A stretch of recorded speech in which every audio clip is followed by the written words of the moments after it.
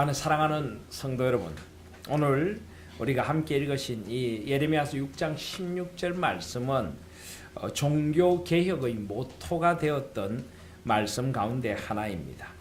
여호와께서 이스라엘 백성에게 말씀하십니다. 너희는 길에 서서 보라 하십니다. 옛적 길 곧 선한 길이 어디인지 알아보고 그리로 가라라고 하십니다.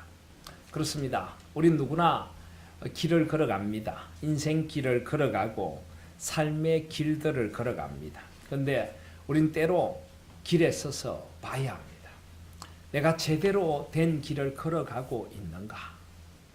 특별히 목회자인 저에게도 이 사명은 아주 소중합니다. 17절에 보시면 내가 또 너희 위에 파수꾼을 세웠으니 나팔 소리를 들어라. 우리 목회자들은 어떤 면에서 시대의 파수꾼입니다. 파수꾼이란 어떤 사람입니까? 성루에 서서 적이 오는지 오지 않는지 깨워서 지키는 사람입니다.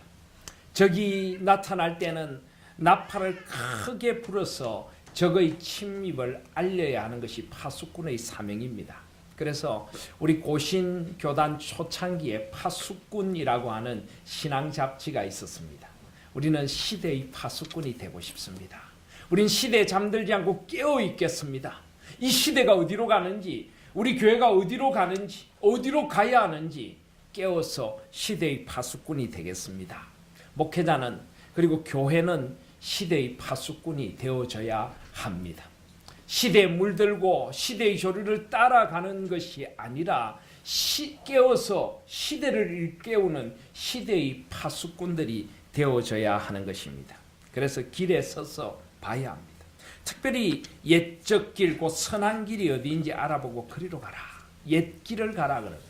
물론 옛날 것이 다 좋은 것은 아닙니다. 그러나 새 것이 위험할 때도 참 많습니다. 특별히 새로운 사조, 새로운 신학, 새로운 이 세상의 물결들은 우리를 뒤흔들어 놓을 때가 많이 있습니다. 옛적 길이란 어떤 길입니까? 그냥 옛적 길이 아니라 선한 길, 하나님이 정하신 원래의 길입니다. 하나님이 세상을 창조하실 때 정해놓으신 하나님이 만들어 놓은 창조 질서의 길, 사람이 마땅히 걸어가야 할 길, 우리 가정이 마땅히 걸어가야 할 길, 우리 교회가 마땅히 걸어가야 할 길, 그것이 바로 옛적 길, 곧 선한 길입니다. 우리는 그 길로 돌아가야 합니다. 이 길은 말씀의 길입니다. 말씀의 길로 돌아가서 우리가 어디로 가는지를 살펴보고 이 말씀의 길 앞에서 부단히 자신과 교회를, 시대를 개혁해야 하는 것입니다.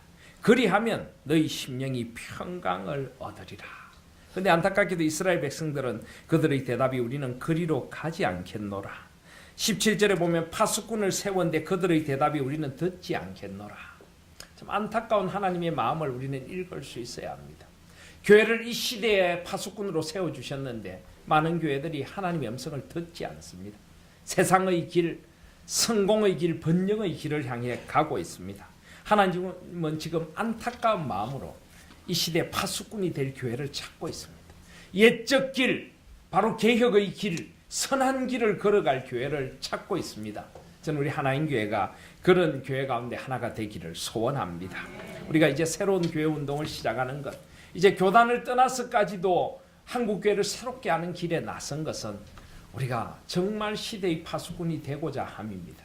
우리도 부족하고 우리도 연약한 존재이지만 하나님의 그 놀라운 권능이 우리와 함께 하실 때 우리 교회가 이 사명을 감당하게 될 줄을 믿습니다. 그래서 오늘 이런 사명을 가지고 오늘 오후에는 우리 종교개혁 기념 강좌로 한국교회 무엇을 개혁할 것인가 하는 것을 이제 함께 한번 나누어 보려고 합니다. 여러분 이 교환 다 받으셨습니까? 예, 제가 늘 해오던 이야기라서 좀 간략하게 정리한다는 마음으로 한번 함께 나누어 보려고 합니다. 강좌니까 자칫하면 졸릴 수도 있습니다. 그러나 또 깨어서 들으시면 우리가 한국교회가 어떻게 개혁될 것인가를 한 번 더 정리하는 시간이 될 것입니다. 혹시 이 강의 안 받으신 분들 손들어 표해 주십시오. 다 받으셨습니까? 예, 강의니까 지금 설교 중간이긴 하지만은 앞부분이 설교라면 이분은 좀 더 강의니까 뭐 필기도 하시고 또 여러분 갖고 계신 뭐 물도 마시시면서 편한 마음으로 우리 집이니까 빌려 쓰는 집도 아니고 우리 집이니까 네, 편한 마음으로 그렇게 들으실 수 있기를 바랍니다.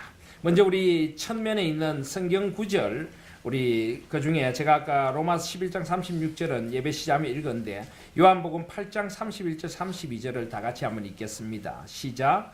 그러므로 예수께서 자기를 믿은 유대인들에게 이르시되 너희가 내 말에 거하면 참 내 제자가 되고 진리를 알지니 진리가 너희를 자유케 하리라.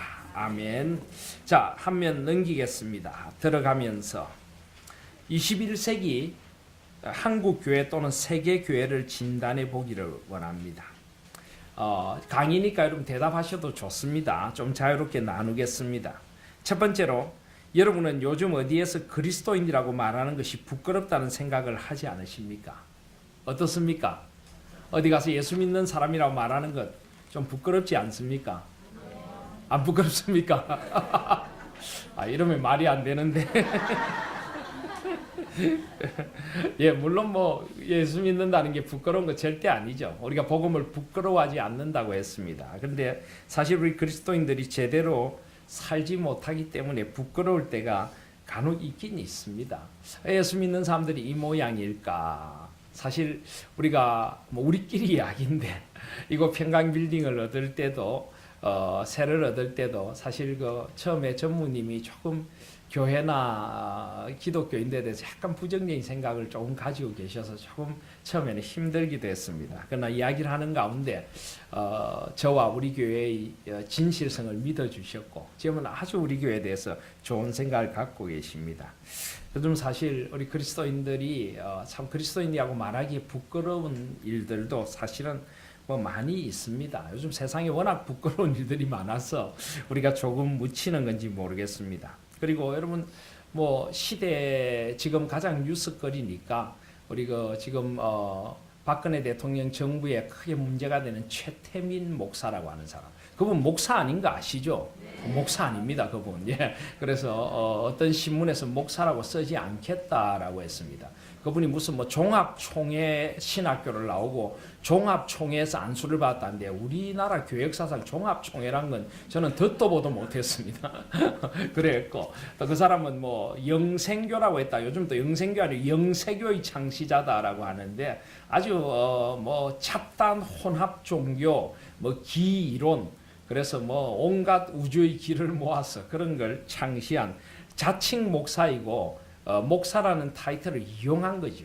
그래서 뭐 구국선교단이란 걸 만들어서 총재를 하면서 그 박근혜 대통령이 그 어머니 돌아가시고 힘들 때 접근을 하는 그런 방식으로 사용했지. 그 사람 결코 목사가 아닙니다. 근데 기독교를 판 사입이라고 할 수가 있죠. 어쨌든 그런 사람들 때문에 또 목회자나 또는 교회가 욕을 듣기도 합니다. 그런데 또 마찬가지로 우리가 잘못해서 듣는 욕들도 많이 있습니다. 그죠? 우리 예수 믿는 사람들에게 가장 큰 욕이 뭡니까? 이런 욕 아닙니까? 예수 안 믿는 사람도 그렇게는 안 하겠다. 그죠?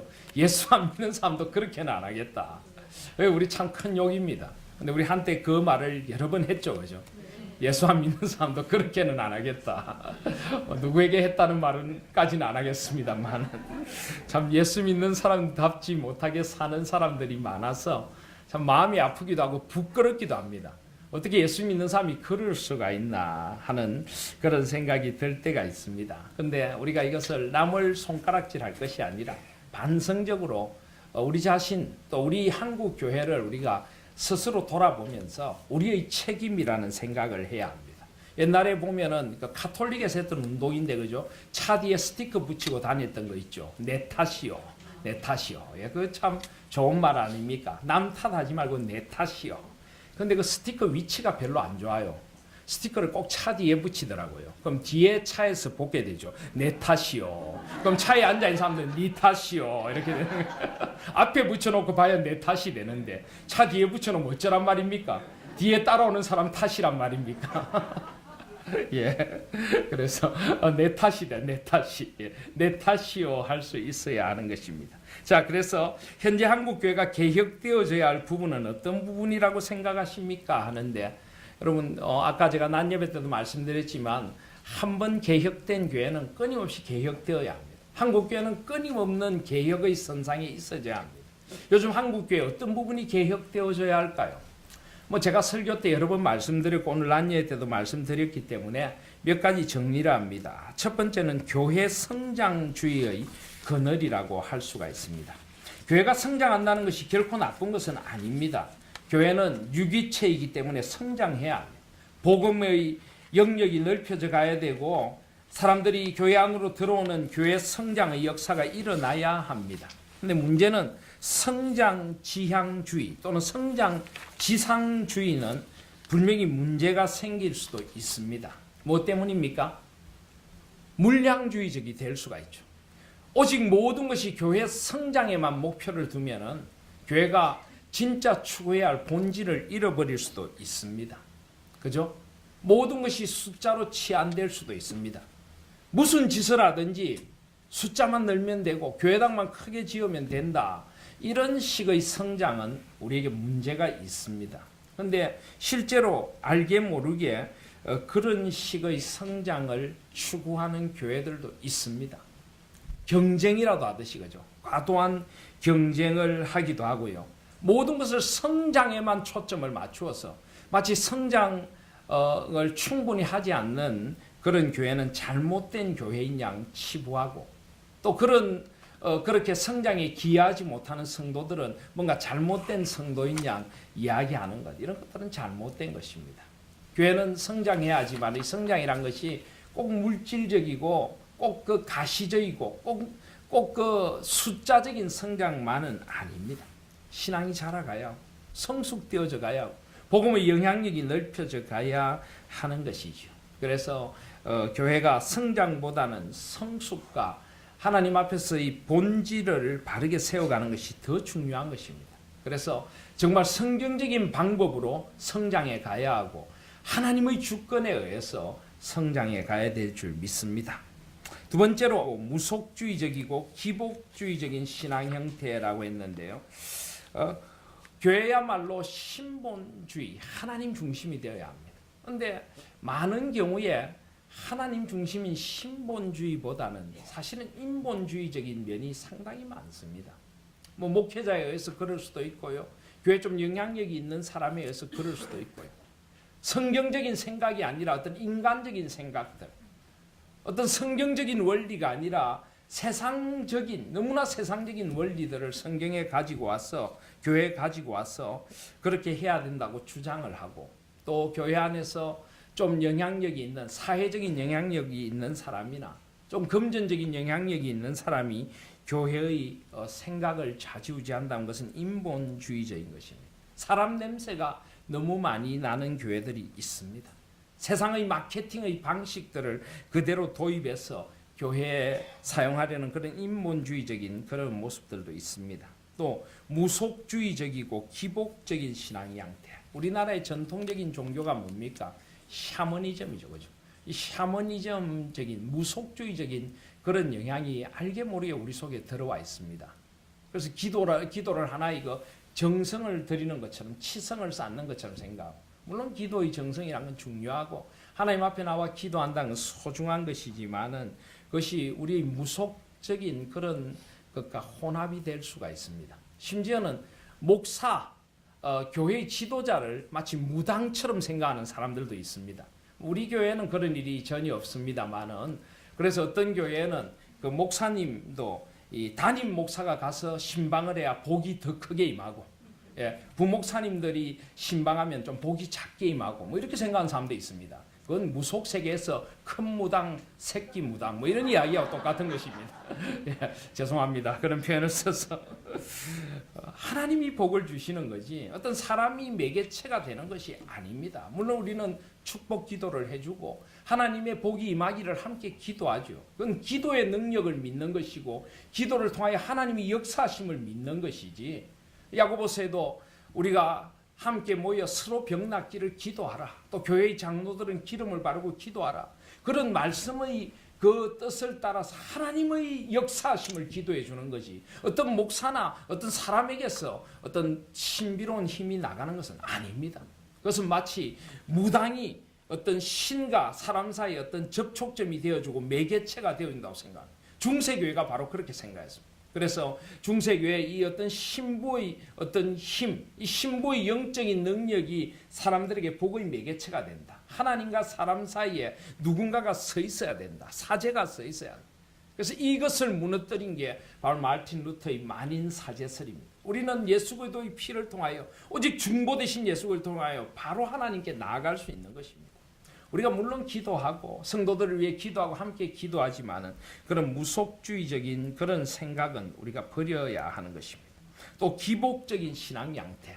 자주 이야기 드리지만 하나님은 복을 주시는 하나님이십니다. 그런데 이 복을 너무 세속적인 복으로 치안해버리고 이 땅에서 눈에 보이는 복만을 구한다면 그것이 바로 기복주의적인 신앙이 되는 것입니다.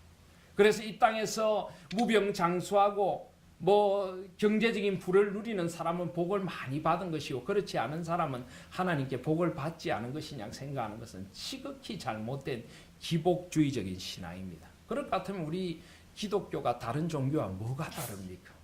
우리는 고난받는 것도 복인 줄 알고 주를 위하여 희생하고 헌신하는 것도 복이며 가난 가운데 임하시는 하나님의 은혜도 복으로 우리는 누리는 사람들입니다. 그래서 세상적인 복의 기준이 아니라 하늘에 속한 신령한 복을 구해야 하는데 세상적인 복에 붙들려서 그걸 위해서 기도하고 그걸 위해서 헌신하고 마치 거래하듯이 내가 헌신했으니 하나님 나에게 복을 줘야 된다. 복을 주셔야 한다. 이것은 전형적인 기복적인 신앙 양태라고 할 수가 있습니다. 물론 우리가 헌신해야죠. 우리의 물질을 아껴서 나를 위하여서는 최대한 아끼고 주를 위하여 이웃을 위하여 하나님 나라를 위하여 드리는 것은 아름다운 것입니다. 그러나 그 드림은 그냥 헌신이 되어져야지 마치 거래하듯이 되어지는 헌신이 되어져서는 안 된다는 것입니다. 그래서 그런 기복적인 신앙 양태도 바뀌어져야 합니다. 세 번째로 교회와 직분의 본질과 사명을 잃어버렸다.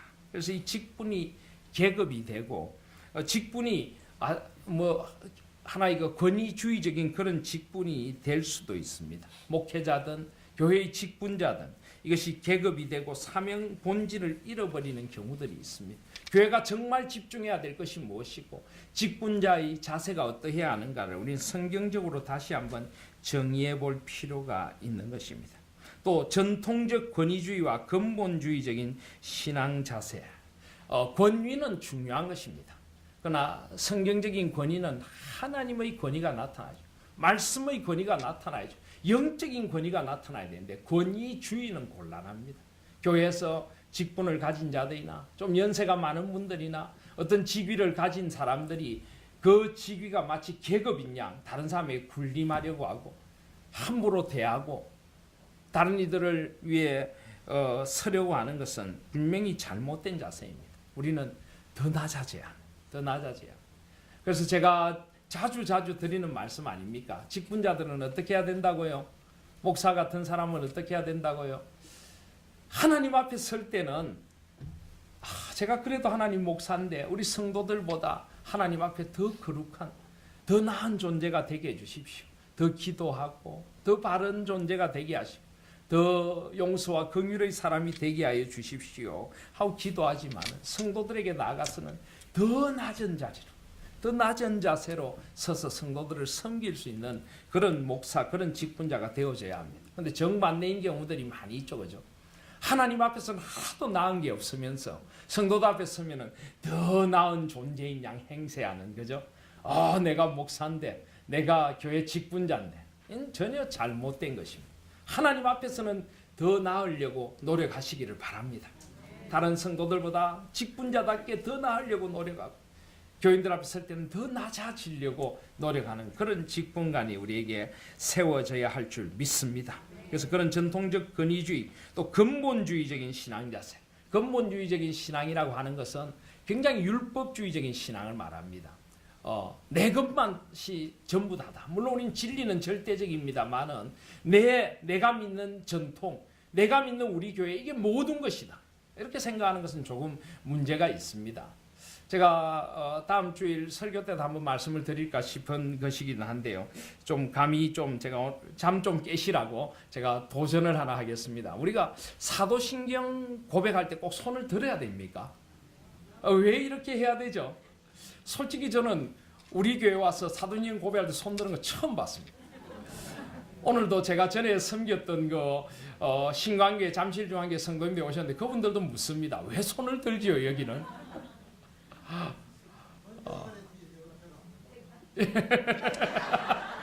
예, 솔직히 그쪽에 그 원로 목사님이 만든 독특한 그런 풍습인 것 같아요. 저희들은 못 봤거든요. 여기 우리 고려 쪽 목사님들 보면은 사도신경 할 때만 손 드는 게 아니라 기도할 때도 이렇게 하고 하시더라고요. 기도할 때도 이렇게 하시면 성찬식 할 때도 이렇게 하고 한 손으로 내미시더라고요. 도대체 이게 무슨 폼인지 저는 이런 성찬식 처음 봤습니다. 물론 이제 손을 드는 건 내 마음을 모은다, 선사한다 이런 뜻도 되지만 이 사실 고백이기 때문에 선사하고는 좀 다른 것입니다. 굳이 우리가 손을 들어야만 되는 것인지 우리 조금 생각해 볼 필요가 있습니다. 그리고 예배도 하나의 뭐라고 할까 전도와 선교의 관점에서도 생각해야 됩니다. 앞으로 우리 교회에 이제 많은 사람들이 오게 될 건데요. 우리 교회 오는 사람들 중에 종종 질문합니다. 왜 손을 들지요? 굉장히 어떤 사람들에게는 우리 교회가 좀 이상한 그런 어떤 풍습을 가진 교회로 보여질 수도 있는 것입니다.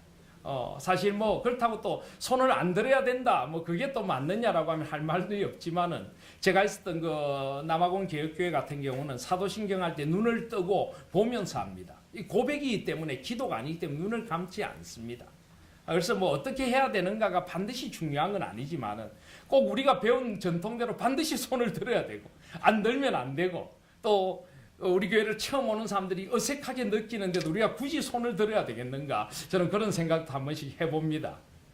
여러분에게 좀 마음이 걸림돌이 되었으면 죄송합니다만은 그래서 내가 하는 방식 이게 복음의 본질이 아닌데 내가 가진 전통이나 내가 가진 관습이 다라고 생각하고 이렇게 하지 않으면 다른 사람들은 잘못되었다고 정죄하는 태도가 바로 근본주의적인 자세입니다.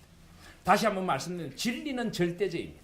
예수 그리스도로 말미암는 구원이라든지 성경이 영감된 하나님의 1.5류도 없는 말씀이라든지 삼위 하나님의 존재하심과 역사하심 이런 건 절대 타협할 수 없는 절대 진리입니다만은 그 외에 어떤 우리 신앙의 습관이나 내가 가진 교회의 전통만을 절대시하고 그렇지 않은 건 잘못됐다고 하는 이게 바로 근본주의일 수 있다는 것입니다. 그래서 우리는 신앙의 본질을 붙들 때 비본질적인 것에는 좀 자유할 필요가 있습니다. 비본질적인 것은 관용과 사랑을 가질 필요가 있는 것입니다. 그렇지 못할 때 우리는 근본주의적인 신앙 자세가 됩니다. 이렇게 되면은 꼭 전투적인 신앙인이 되고 꼭 다른 사람들과 아무 본질적이지 않으니까 싸우게 됩니다. 그것이 바로 교회가 신뢰를 잃어버리는 그런 일이 될 수도 있는 것입니다. 그죠? 그런 근본주의적인 신앙 자세는 조금 우리가 생각해 볼 필요가 있습니다. 너무 가격한 신앙인들, 어디 봉헌사 가서 땅을 밟으면서 탑돌기를 해가지고 이걸 무너뜨리겠다든지 이런 것들은 우리가 꼭 그런 것들도 잘못하면 굉장히 근본주의적인 근본주의 이슬람을 우리 이야기하는데 우리 기독교가 그렇게 될 수 있다는 것입니다. 우리 물론 기도해야 하고 우상에 물든 이들이 오도록 해야 되지만은 그러나 또한 관용의 태도를 가지고 우리가 복음 예수 그리스도의 모습으로 그렇게 접근해야 할 것입니다. 또 다섯 번째로 과열된 교파 및 교단의 분열, 교회 간의 경쟁 이런 것도 많이 있죠. 교회가 교회끼리 경쟁하고 그럴 필요가 없는 것입니다. 복음 안에서 연합해야 하는 것입니다. 그 다음에 여섯 번째로 그리스도인들의 실종된 윤리의식과 역사의식. 너무 윤리의식이 없고 역사의식이 없습니다. 이 시대가 어디로 흘러가는지 이 시대가 정말 선지자적인 관점에서 하나님 앞에 바르게 서 있는지 우리는 깨워보아야 합니다. 여러분 보수 기독교인들은 무조건 정부 여당 편만 들어야 합니까? 꼭 그건 아닙니다.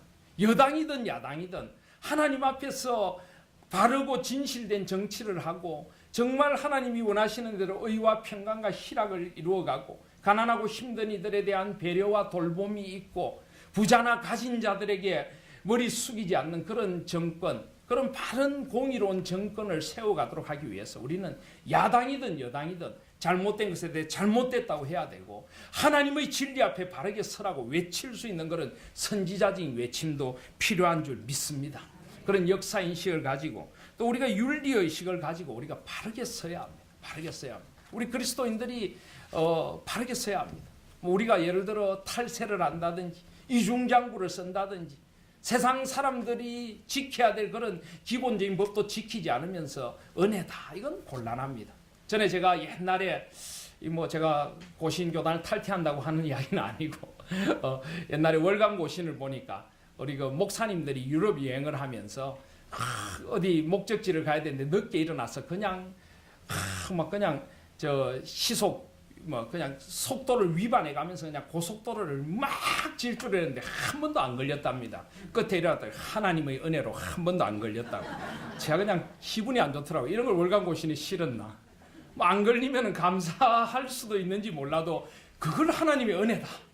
법을 다 어기고 그냥 과속으로 달려놓고 안 걸렸으니 하나님의 은혜다. 하나님의 은혜가 그렇게 싸구려 은혜입니까? 그죠? 아니, 목사들이 부끄러운 줄도 모르고 말이야 월간 고신에 그걸 하나님의 은혜라고 씁니까? 여러분, 은혜를 그런 데 쓰는 것 아닙니다. 우리 그리스도인들이 마땅히 지켜야 할 것은 지켜야 합니다. 우리가 세상 법도 안 지키면서 은혜다, 우리는 하나님의 법이다, 아닙니다. 하나님이 온 세상의 주인이시기 때문에 세상의 질서와 법도 하나님이 세우신 것입니다. 그 법이 악법이거나 우리의 진리하고 부딪히지 않는 한도 내에서는 우리는 세상 법을 지키고 법으로 제어하지 않는 그 이상의 것을 더 지키며 바르게 사는 사람들이 그리스도인인 줄 믿습니다. 그런 우리가 더 거룩한 윤리의식, 이 세상 사람들 앞에 더 모본이 되고 빛이 되고 소금이 되는 그런 윤리의식을 우리가 가질 때에 우리가 세상을 바꿔야 될 줄 믿습니다.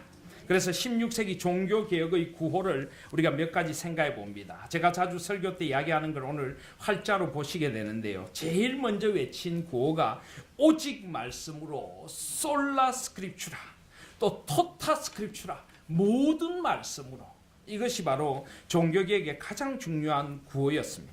말씀으로 교회를 개혁해야 된다는 것입니다. 말씀이 표준이 되고 잣대가 되고 우리 한 사람도 교회도 말씀에서 벗어나면 거기에서 돌아와야 하고 말씀이 기준이 되지 어떤 인본주의적인 인간의 생각이나 어떤 사제, 어떤 목사나 어떤 직분자, 어떤 권력자의 생각이 표준이 되어서는 안 된다는 것입니다. 그래서 오직 말씀 앞에 가서 깨어지고 말씀 앞에 새롭게 되고 말씀이 가라는 곳까지 가고 말씀이 멈추라는 곳에 멈춰야 하는 것입니다. 솔라라고 하는 것은 오직, 영어로 only라는 말입니다.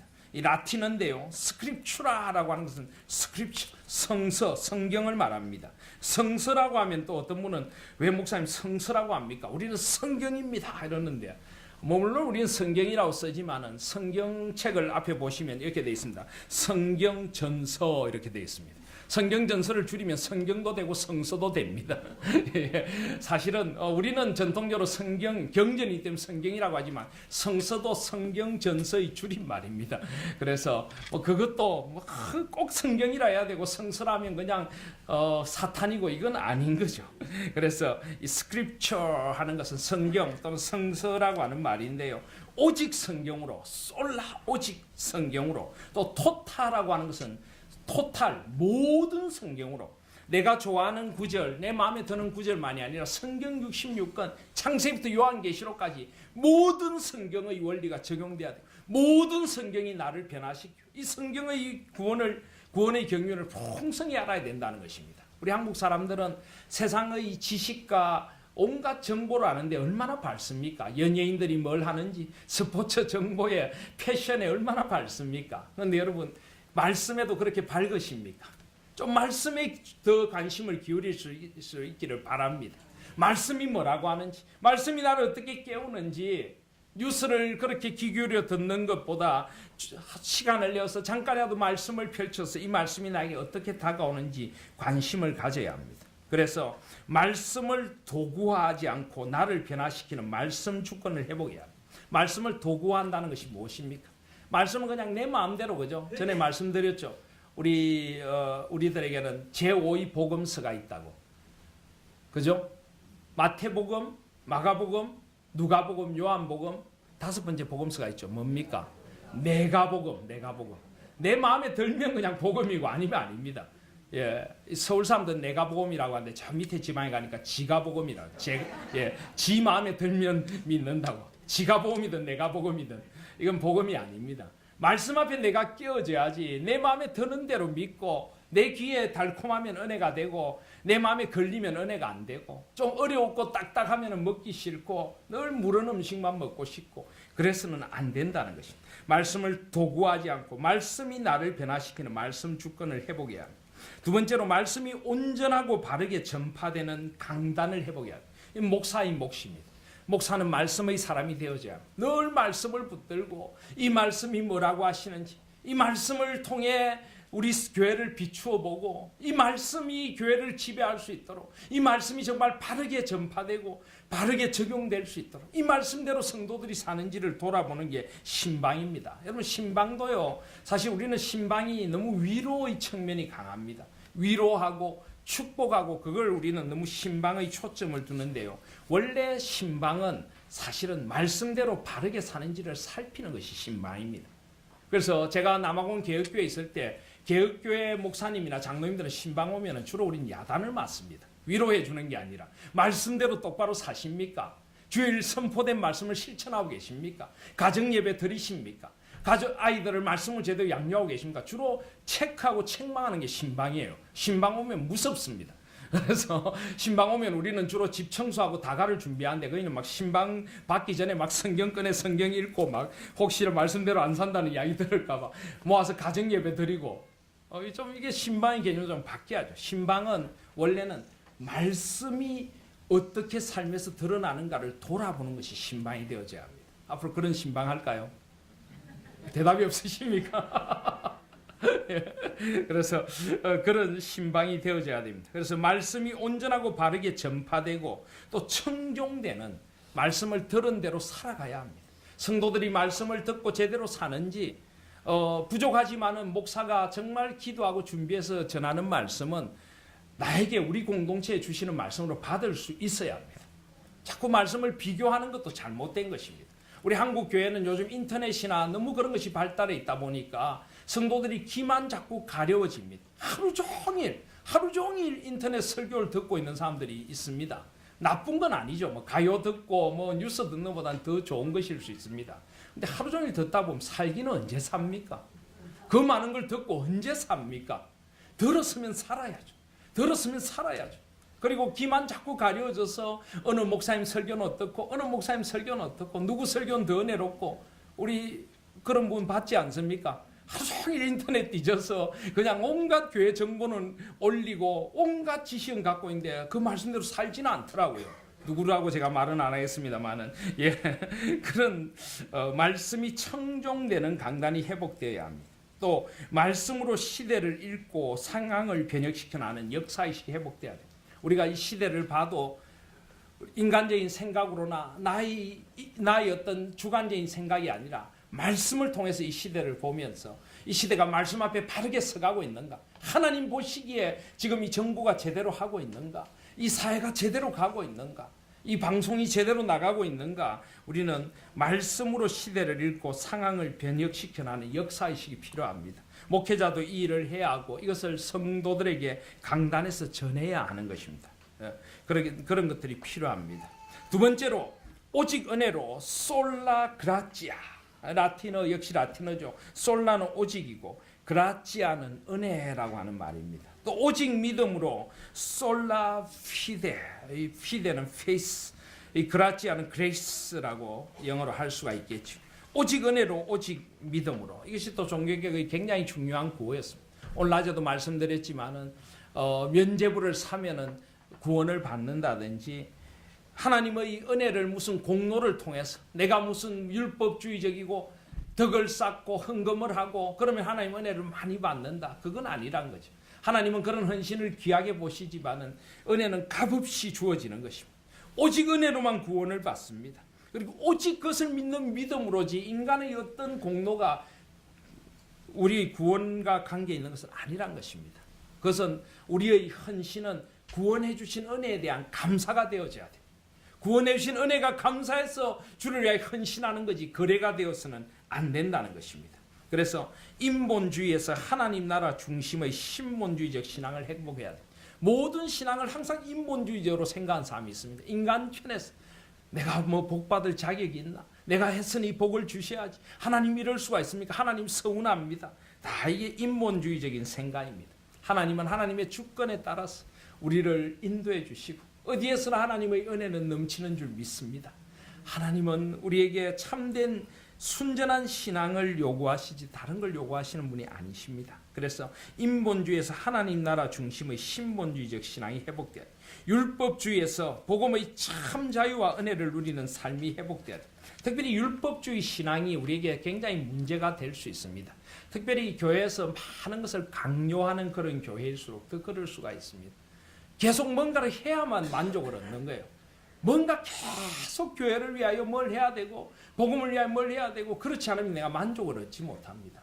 다시 한번 말씀드리지만 헌신이 나쁜 것 절대 아닙니다. 저는 앞으로 우리 교회가 좀 더 많은 기도의 모임을 가지고 좀 더 많은 전도의 모임을 가지고 우리 성도들이 시간을 내어서 주를 위하여 헌신하는 사역하는 공동체가 되기를 원합니다.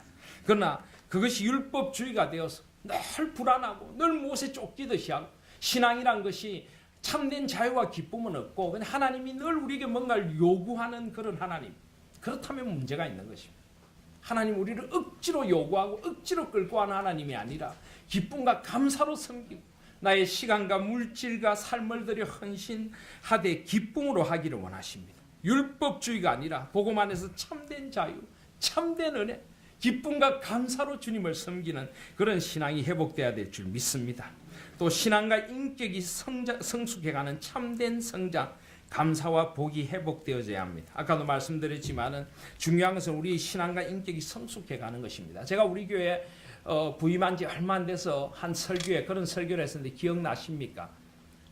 우리가 신앙이 좋다는 것이 뭡니까? 제가 그런 질문을 했습니다. 교회 열심히 나오고 기도에 안 빠지고 나오고 뭐 우리가 많은 어떤 봉사를 열심히 능숙하게 잘하고 그런 것이 과연 신앙의 성숙인가? 제가 그런 이야기를 드렸습니다. 신앙의 성숙이라기보다는 신앙의 습관이 더 습관화되는 것이고요. 더 익숙해져 가는 것일 수 있습니다. 물론 다시 한번 이야기하지만 그것이 나쁘다는 것 아닙니다. 진정한 성숙은 인격이 변해야 돼요. 영적인 깊이가 생겨나야 됩니다. 참된 영적인 지혜가 있어야 하고요. 세상을 보는 눈이 가치관이 바뀌고 성숙되어져야 될 줄 믿습니다. 세상을 보는 눈이 영적인 사람답게 새로워지고 다른 사람들 대하는 태도가 온유와 겸손으로 바뀌어가고 그죠?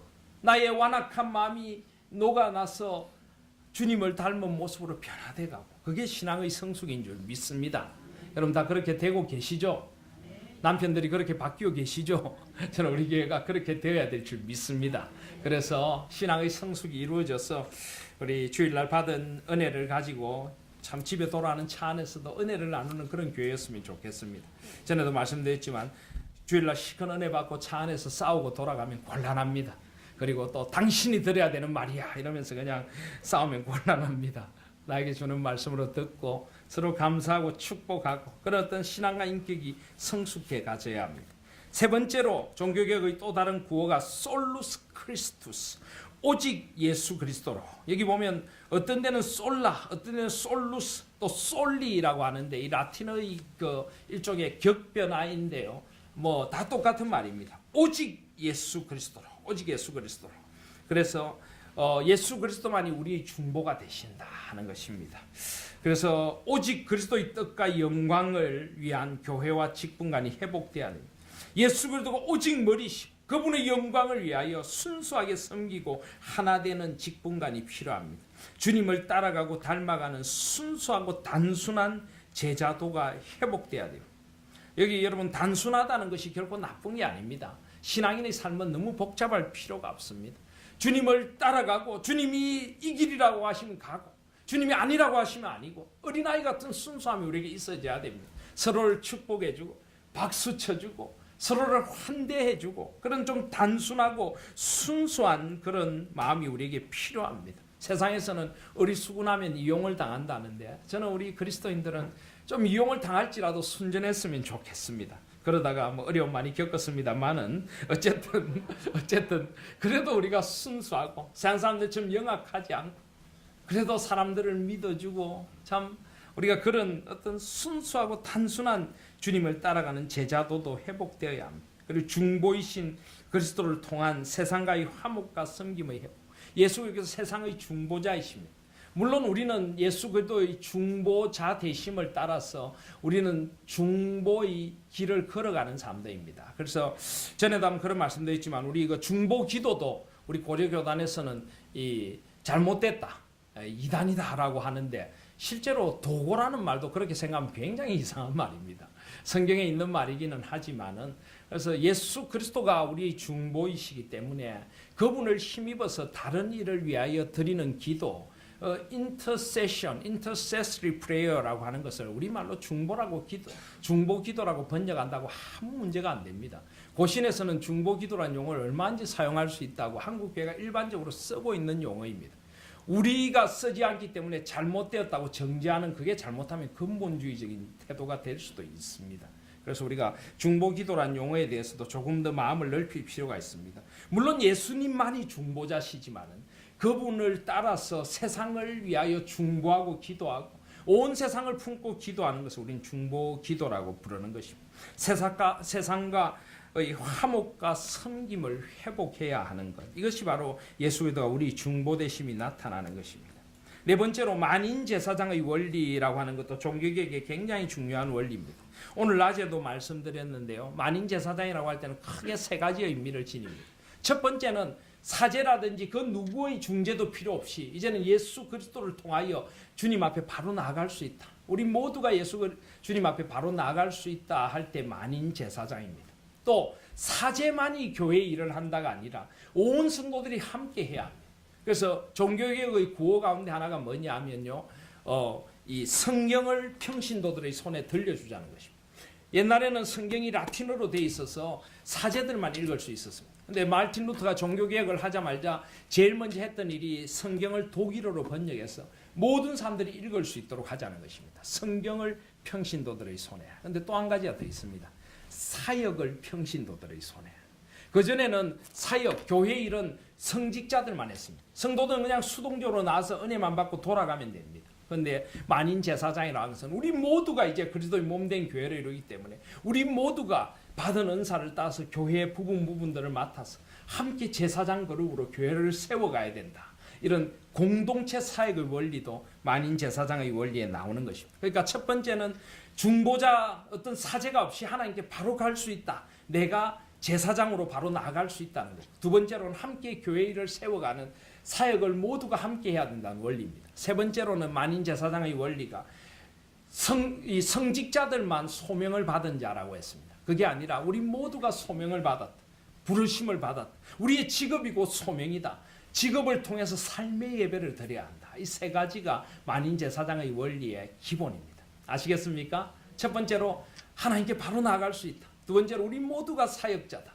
주의 몸된 교회 사역자다. 세 번째로 우리 직업이 곧 예배이고 우리 모든 직업이 하나님의 부르심이다. 그래서 모든 성도가 사역자로 함께 섬기는 능동적 교회로 회복되어야 합니다. 저는 이것이 제가 꿈꾸는 교회입니다. 자원하여 섬기고 그저 내가 할 일이 없는가. 그래서 여러분 교회 안에서 이런 일이 있으시죠, 그죠? 일을 교회 안에 보다 보면 왜 저게 제대로 안 될까? 저것 좀 제대로 하지. 이런 생각 드시는 거 있습니까? 그렇다면 하나님께서 그 마음을 주신 겁니다. 여러분이 하시라고. 저거 마음에 안 들지 그럼 네가 해라. 하나님 그러시는 겁니다. 하나님께서 우리에게 눈을 주시는 겁니다. 은사를 주신 겁니다. 남의 눈에는 안 띄는데 내 눈에는 띄어요. 내가 해야 된다는 겁니다. 이런 말 하면 또 저한테 와서 아무 이야기도 안 하시더라고요. 목사님 이것 좀 안 됩니까? 그럼 집사님이 하십시오. 이럴까 봐. 그렇게 해야 됩니다. 그래서 능동적으로 눈에 꼭 사람들의 눈에 들지 않아도 어떤 교회의 일들이 있다면 능동적으로 함께 섬기고 조용히 섬기는 그런 능동적 교회가 회복되어져야 됩니다. 계급적, 권위적 직분간이 아닌 섬김과 헌신의 직분간이 회복되어야 하고 거룩한 삶의 예배, 이웃과 세상을 향한 제사장적 사역이 회복되어져야 하는 것입니다.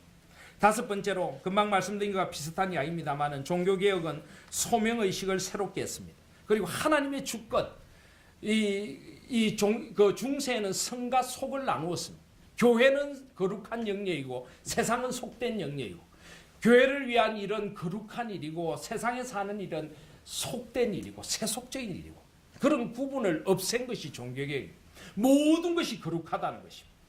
주일만 거룩한 날이 아니라 일주일이 다 거룩한 날입니다. 교회에서 하는 일, 기도하고 예배하는 것만 거룩한 것이 아니라 우리 삶이 다 거룩하고 우리의 삶이 예배가 되어져야 한다는 것입니다. 모든 삶의 영역에 하나님의 주권이 나타나고 하나님께 드리는 예배가 되어져야 된다. 이것이 종교개혁의 위대한 발견입니다. 그래서 이원론을 극복하고 삶의 모든 영역에 하나님의 주재권을 회복해야 합니다. 이원론, 다시 한번 말씀드리지만 성과 속을 나누고요, 거룩한과 부정한 것을 나누는 것입니다. 물론 세상에 죄된 것, 더러운 것이 있습니다. 그렇지만 우리는 그 모든 것을 거룩함으로 물들여가는, 피할 것이 아니라 우리는 거룩함으로 물들여가야 합니다. 물론 우리가 죄는 가까이 해서 안 되고 죄는 악은 모양이라도 버려야 하지만 세상의 모든 영역이 하나님의 영역으로 바뀌도록, 문화와 사회와 경제와 정치와 모든 영역이 하나님의 영역으로 바뀌어 가도록, 그런 모든 영역이 하나님의 주재권을 회복해야 합니다. 직업과 가정과 사회와 공동체에 대한 소명의식을 회복해야 합니다. 하나님이 내가 있는 그곳에 나를 부르신 것입니다. 이 직장에 나를 불러서 빛이 되고 소금이 되라 하신 것입니다. 이 직업에 나를 불러서 죽게 하듯 주님의 나라를 세워가라고 이 직업에 나를 불러주신 줄 믿습니다. 이 가정에, 이 사회에, 이 공동체에 나를 불러주셨습니다. 그래서 그런 소명의식을 갖고 공동체를 새롭게 하는데 부름받아야 됩니다. 그리고 사회적, 국가적, 창조 질서적 윤리의식과 책임감을 회복해야 합니다. 요즘 공적 신학이라는 게 있습니다.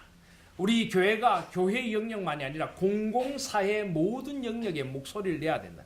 시민사회의 모든 영역에 거룩하고 바른 삶이 세워지도록 목소리를 내고 공적인 책임을 다해야 된다. 교회가 세상에서 여러 분야에서 교회가 책임감 있게 세상을 바르게 세워가는데 한 부분을 감당해야 된다는 것입니다. 사회와 국가와 창조 질서, 특별히 환경 문제도 교회가 아주 관심을 기울여야 합니다. 하나님 지으신 창조 세계를 아름답게 가꾸기 위하여 교회에서 재생용지를 쓴다든지 이면지를 사용한다든지 친환경 세제를 쓴다든지 되도록이면 아낄 걸 아끼고 폐기물을 줄이고 그 다음에 또 잔반을 줄인다든지 이런 여러 가지 활동들이 필요합니다. 전에 한번 그런 말씀드렸죠. 이런 환경운동하는 어느 교회에서 자꾸 사람들이 잔반을 버리니까 그 교회 장로님 한 분이 어느 날 잔반 버리는 앞에 서가지고, 김철수 장로님이신데 교인들이 잔반을 들고 오면 장로님이 받아서 잡수십니다. 교인들 남긴 걸. 교인들이 그때부터 잔반을 들고 올 수가 있겠습니까? 못 들고 오는 겁니다. 그때부터 그 교회에 유행어가 생겼답니다. 밥을 남기려고 하면 철수가 보고 있다. 김철수 장로님 잡수신다.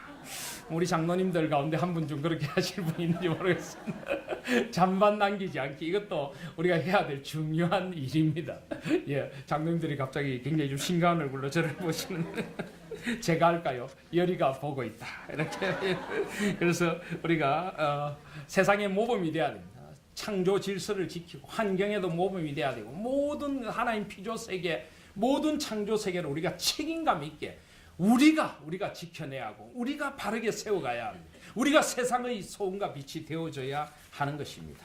예, 그리고 또 6번, 7번을 보시면 6번에 보시면 신앙 공동체로서의 교회를 회복해야 합니다. 오늘 낮에 제가 공동체로서의 교회를 많이 강조했죠. 옛날에는 사제만이 교회를 지키고, 여러분 중세 때는요 성경도 우리가 못 읽었지만은 찬송도 아무나 못했습니다. 아십니까? 찬송도 그 중세 시대에는 이 특별한 찬양대, 부름받은 사람들만 할 수 있다. 그래서 찬양대만이 찬송을 할 수 있고요. 지금도 유럽에 가보시면은 노트르담, 그 어머니의 교회라고 하는 대성당에 가면은 의자가 없습니다. 여러분 가보신 분들 아시죠? 의자가 없이 큰 성당에 그냥 사람들이 서 있습니다. 왜 의자가 없을까요? 말씀이 없어, 말씀이. 그냥 서서 하나님을 느끼는 겁니다. 그래서 대성당에 들어가면은 위에서 그 위쪽에서 찬양대가 천상의 소리로 쫙 그레고리안 찬트를 쫙 부릅니다. 그리고 스테인드 글라스를 통해서 오묘한 빛이 싹 휩쓸려 들어옵니다. 그리고 신부는 알 수 없는 라틴어로 뭔가 말을 중얼거립니다. 이상한 향을 피웁니다. 그럼 거기서 묘한 그런 신적인 임재의 체험을 하는 거예요. 이게 예배였습니다. 그러니까 예배가 미신적이 되고 주술적이 되는 것입니다. 그래서 그런 것이 아니라 우리는 말씀 안에서 우리 모두가 신앙 공동체를 함께 찬양하고 함께 말씀을 읽고 함께 말씀을 따라 살아가고 하는 온전한 공동체를 이루어가야 하는 것입니다. 그래서 그리스도의 몸인 교회의 본질과 지체, 우리 모두가 지체다. 그래서 아무도 소중하지 않은 존재가 없습니다. 모두가 소중합니다. 꼭 필요해서 하나님이 우리 교회에 보내주신 지체들입니다. 함께 일해야 합니다. 어느 몸 한 부분도 쉬면 안 됩니다. 함께 피를 돌리고 함께 받은 은사에 따라 섬기고 함께 울고 함께 웃는 그런 지체적 공동체성을 회복해야 합니다. 또 어머니 품과 같은 교회가 되어줘야 합니다. 그리스도 안에서 온전한 성장을 회복해야 합니다. 이것이 바로 칼빈이 한 말입니다. 그래서 자주 드리는 말씀이냐, 교회가 시댁 같으면 안 됩니다. 요즘 뭐 시댁도 좋습니다만은, 그죠? 시댁같이 그냥 늘 부담스럽고 뭔가 다다다다 볶아 일을 시키고, 그죠? 시금치도 먹기 싫은 그런 마음이 생기면 안 되는 것입니다. 교회는 어머니 품과 같은 곳이 돼야 넉넉한 그런 어머니 품이 되고, 오면 안식과 회복이 있고 그곳에서 자라가고 나의 아픔과 상처를 치유받고 그런 교회. 요즘 우리 하나인 교회 아닙니까? 어머니 품과 같은 그런 교회. 또 그리스도 안에서 온전한 성장이 회복돼야 합니다. 또 교회의 통일성, 거룩성, 보편성이 회복돼야 합니다. 교회의 통일성이라고 하는 것은 이 땅의 모든 교회는 그리스도 안에서 하나입니다. 사실 교파나 교단을 뛰어넘어서 복음적인 교회 연합이 필요합니다. 저희들이 독립교회 연합에 나아가면 더욱 이런 교회의 통일성에 더 기여를 하게 될 것입니다. 또 교회는 거룩해야 하고, 또 교회는 보편적으로 온 세상에 모든 주님의 교회는 한 교회이고 함께 복음을 위하여 일을 해야 하는 것입니다. 그런 것들이 회복되어져야 합니다. 그래서 7번에 보시면 교회의 복음적 연합과 갱신, 에큐메니즘, 이 에큐메니칼 운동이라고 해서 교회 연합 운동이 이 WCC라고 한 데서 이 종교 다원주의에 젖은 에큐메니칼 운동을 하는데 그건 잘못된 겁니다. 그런데 원래 에큐메니즘이라고 하는 것은 교회가 연합과 일치를 이루어가야 된다. 진리 안에서 아주 좋은 말입니다. 그리고 리뉴얼, 이 부흥과 갱신이 이루어져야 됩니다. 그래서 개교회주의를 극복하고 교회의 연합과 복음적 일치를 회복해야 합니다. 우리 교회만이 아니라 이 땅 위에 진정한 교회들은 다 소중하게 여기고 다른 교회의 필요도 배려해주고 함께 성장해가는 그런 개교회주의를 극복하는 교회의 연합이 이루어져야 할 줄 믿습니다. 또 하나님 나라 관점의 복음 전파를 해야 됩니다. 이게 하나님 나라를 위해 유익한가? 우리가 다른 교회하고 경쟁을 하면은 하나님 나라의 관점에서 이것이 유익한가 하는 것도 우리가 생각해야 합니다. 요즘 너무 교회들의 가열된 경쟁. 제가 얼마 전에 어느 빌딩을 지나가는데 4층짜리 빌딩에 교회가 3개가 있더라고요. 도대체 헷갈려서 조금 잠깐 정신 놓치면 다른 교회가 앉아 있을 것 같습니다. 물론 뭐 참 상가교회 우리도 지금 빌려 쓰는 입장에서 안타까운 마음은 이해를 하지만은 좀 더 하나님 나라 관점에서 이것이 덕이 될 것인가? 세상 사람들이 뭐라고 할 것인가? 우리가 좀 생각하면서 함께 연합을 이루어 가야 하는 것입니다. 그리고 일치와 연합을 통한 대사회적 이미지와 영향력을 회복해야 합니다. 그래서 교회가 하나가 되어서 이 땅을 거룩하게 하고 우리가 하나의 어떤 영향력을 행사하는 어떤 권력 집단이 아니라 이 사회를 바르게 섬기는 그런 영향력을 주는 선한 영향력을 끼치는 그런 교회가 되어져야 합니다. 그래서 한국 교회가 무엇을 개혁할 것인가? 오늘 저는 종교개혁의 정신에서 7가지를 한번 생각해 보았습니다.